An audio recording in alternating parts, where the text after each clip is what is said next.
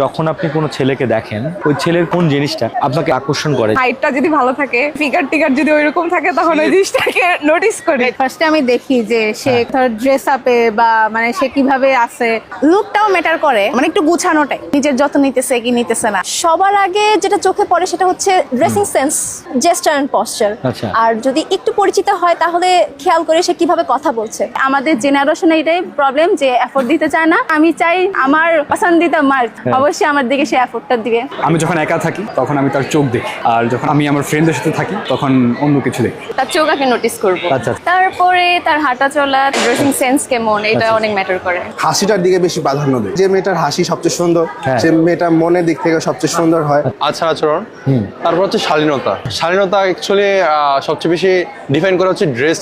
আচ্ছা। শাড়ি পরা মেয়েদের বেশি দেখি, আচ্ছা। কারণ এটা আমার বেশি অ্যাট্রাকশন করে।